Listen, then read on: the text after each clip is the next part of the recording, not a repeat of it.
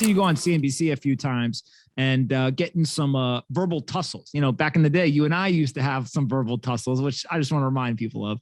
But recently, you've been asked about the vaccine mandates and kind of choice versus mandates, et cetera. Like, what's your general take now that we're in kind of, as you said, like a new version of this whole thing? And like, how do you think business owners specifically should be thinking about this? Obviously with Shark Tank, there's a lot of small business owners that watch and they like the show, et cetera. When you talk to those business owners, like how are they balancing the health stuff versus running their businesses, supply chain? It's just a very complex environment right now. So like, how do you think about that? How do you talk to those companies? So I have been talking to those companies because I've wanted to get some tonality of their policy and start applying it to ours in the case where we're a control shareholder. I want to respect people's rights to do what they wish with their own personal health. At the same time, I want to respect the employees that work together. And so the way I think it should shake out on private business, this just got tested in the Supreme Court and got rejected. The government shouldn't be able to do a mandate to a private company and tell them what to do. The private company should be able to decide their own policy. And indeed, that's what's happening. There are many companies that have made the decision at the board level that if you're going to work together in an office, in an airplane, in a factory, in a manufacturing facility, whatever, you have to be vaccinated. Now, you don't have to be vaccinated, but you're not going to have a job. So you're going to have to make that decision individually. And some people are going to make the decision they're not going to get vaccinated. They're going to go try and find a job where they can work remotely in perpetuity, or a company that doesn't have a policy like that. But if you go down the S&P 500, slowly but surely, since we last talked, Pomp, you've seen many large entities put in place, including Citibank recently, that edict, giving people time to get their vaccines, paying for the vaccines, giving them time off to go get their vaccines, supporting them any way they can. But if they don't choose to get vaccinated, they lose their job. And I'm okay with that. I'm okay with it. It still gives you the personal right to do what you wish, but it shows respect to your fellow worker that you don't want to infect them. Because really, we're all in this thing together. It's been said countless times, and we are. But if you want to get sick right now, you just go into a room with 20 people, somebody's going to have COVID. And you're going to get sick. And if you're vaccinated, you're going to survive. If you're not, the outcome's unknown. Joe, John, what questions you guys got? I'm going to pull us a little bit closer back to the middle of discussing digital assets. Kevin, they don't like that. I like talking about, important topics. They like to talk about money. I'm just saying he's here for a reason. We're going to let him, we're going to bring him right back in. Go ahead. Let's talk about some of the investments you're making. I know that you've been public about kind of the specific assets that you're investing in, and it's a pretty diversified portfolio. You got Bitcoin, Ethereum, Solana, Polygon, and others. I want to talk about just quickly, if you can run through your general framework of how you determine where you're going to allocate capital.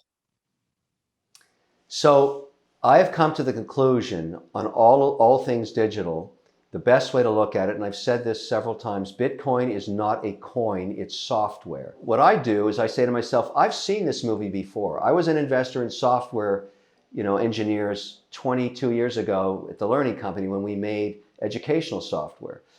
So the way I used to do it then is the way I'm doing it now. I'm a very lucky guy. I can make a phone call and it always gets returned. That's the whole Shark Tank thing, and I get all that.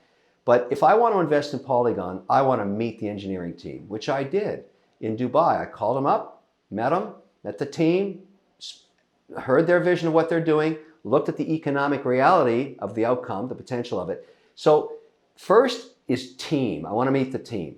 If I check the box on team, smart guys, good engineers, good strategy, good group, I'm interested. Here's the test, the second test. What economic value are they creating? In the case of Polygon, let's stay on that Polygon for a second. Aggregating transactions to reduce gas fees on ETH is a smart idea. There's a reason you would do that because you have an economic reason to pursue that. You save money. Transaction fees are less. So I think the potential of that is large. HBAR, okay? Great team, good engineers. What's the economic premise that would keep that growing? Well, Boeing wants a quasi-centralized, decentralized platform. They want the best of both worlds. HBAR can deliver that. Check the box there. Buy into that one too. Look what's going on with, Solana. I mean, they're trying to solve problems a different way too. Speed everything up. Check the box. Who's working on that? Sam Bankman-Fried and his team. Why wouldn't you bet that horse? So it's all about getting positions in all of these, software platforms. That's what they are. They're software platforms. So I say to institutions, you criticize me for investing in Bitcoin. You own a big position in Microsoft. You own a 5% weighting in Yahoo. What is that? That's software. Why don't you do the same thing in Bitcoin? Why don't you do the same thing in Ethereum? Why aren't you in HBAR? Why aren't you in Polygon? Why aren't you in Serum? Why aren't you in Helium? Like, it's all software. And so with that attitude on, it's hard to say, I'll only invest in publicly traded software companies. One day these, to me, and I really believe this, one day crypto and all these software platforms are going to be the 12th sector of the S&P. And I'm just taking the bet now that we're on our way there, and I'm taking and staking my bets now. Broad portfolio. No one, Ethereum is my biggest position right now. Bitcoin's had a bit of a correction, I get it. But there's been volatility. But now, to offset that volatility, I own an exchange. So I want to own more exchanges. I look at it, it's all software. John? Kevin, yeah, thanks for coming on. You talk about this industry being the 12th sector of the S&P. And recently, Jerome Powell said that their report on crypto and CBDCs is coming out soon. What are your thoughts on the impact that report can have, and what do you think that report will contain? I'm encouraged by that report because it shows that they're inching forward and they're trying to do it right. My opinion about the regulator is they understand the tremendous potential of this technology, the potential of streamlined payment system, the potential of productivity that blockchain has in smart contracts and all the case uses for it. They get it. But at the same time, they're well aware that when they rule, it will be the global standard. The Chinese aren't going to do this. No one's going to follow them. They're going to follow the SEC. They're going to follow the US regulator. So they want to get it right. The first place I would like them to get it right would be on the baseline stablecoin as a payment system. I would very, very much like to be able to transact globally, pick a coin, my preference is USDC, but pick one, regulate it, and let me, as an investor, along with hundreds of millions of other investors, use it as a form of payment and stability. It would be fantastic if it was backed by the US dollar. They know that. They know that. It would just be so much more efficient and so less expensive. If I could just transact, maintain a centralized or decentralized wallet, and just be able to, imagine if I could buy a Swiss stock with a stable coin instead of having to go US dollar into Swiss franc, buy the security, then back into Swiss franc, back into US dollar. You know how screwed I get doing that? How much friction there is and how much I lose? It's insane. Same with Euro stocks, same with British pounds, same with Canadian dollars. I mean, I invest in all these jurisdictions and I have to deal with that. And so it's sort of, that's where I think we want to go first. Once they rule on that, everybody will say, okay, we're moving in that direction. It'll be very constructive for the asset allocation you talked about at the beginning of the hour on institutional follow through into crypto. There's no question, you're right. There's a lot of demand. They just need the regulator on board. Kevin, what's interesting about that idea is basically the US dollar, if it does get kind of the blessing, right? I think a lot about like the regulators are essentially the Pope at this point, right? They're just going to give the blessing to the stable coins, especially things like USDC, et cetera. When that happens, there's not a lot of reason for people to go back into the antiquated technologies of the same currencies. We used to have physical dollars. Now we have, let's call it an electronic dollar, which is in a centralized database with kind of long settlement times. To eventually you just move to the digital version. And so monetary policy doesn't change, just a new technology upgrade. If that was to happen, do you think that the other currencies around the world would suffer? And what I mean by that is if you have US dollars, rather than be forced to go into Swiss francs before you go and buy a stock, now you're just going to go straight from USDC into the stock. Do some of these weaker currencies, and maybe not in developed nations, especially in like developing countries, they start to suffer at the hands of the more dominant fiat currencies? Or how do you think about that? Yeah, the way I look at it is there's going to be 4 or 5 currencies that will be digitized. So there will be a digital version of the Swiss franc. There will be a digital version of the euro. There will be a digital version of the British pound. There'll be a digital version of the Canadian dollar.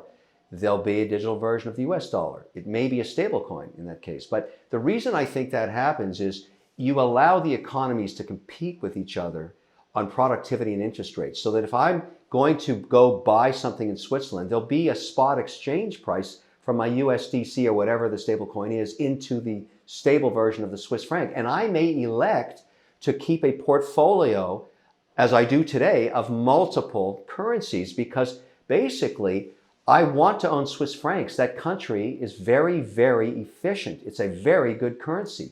They don't have a lot of debt. So how do I own the digital version of that? Because right now, if you want to own native Swiss francs, you practically can't do it. Because if you want to open an account in Switzerland as an American citizen, you can't. You can't do it. They won't open it for you.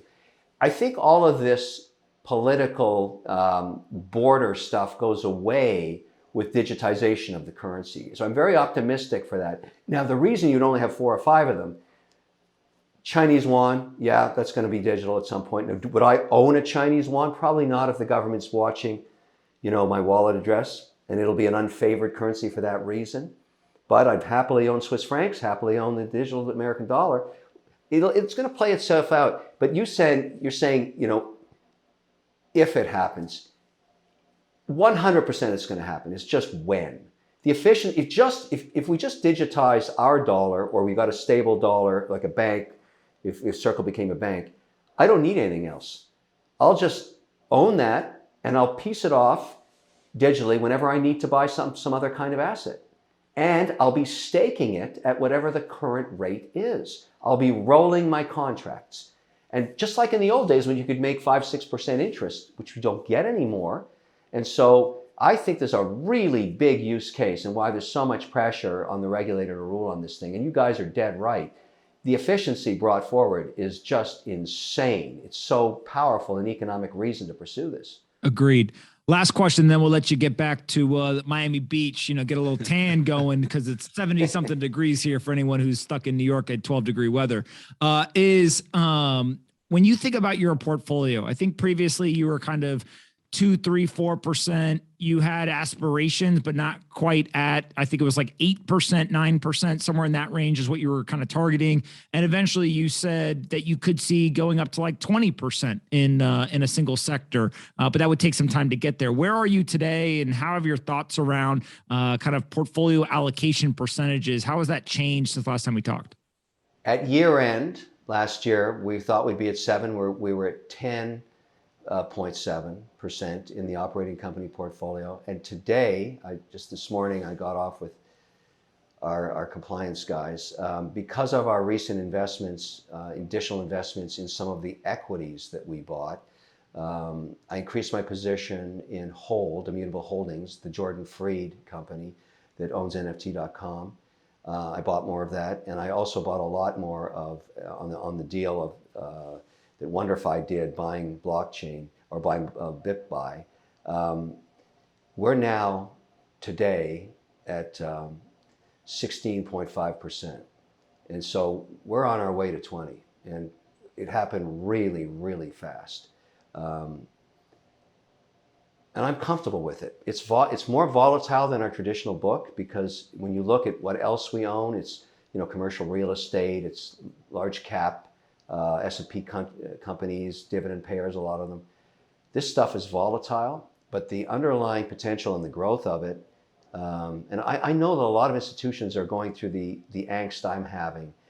I can't find better opportunities than these companies. Like they are really, this is like investing in the earliest days of the internet, the earliest days, because we're in the first inning of this stuff.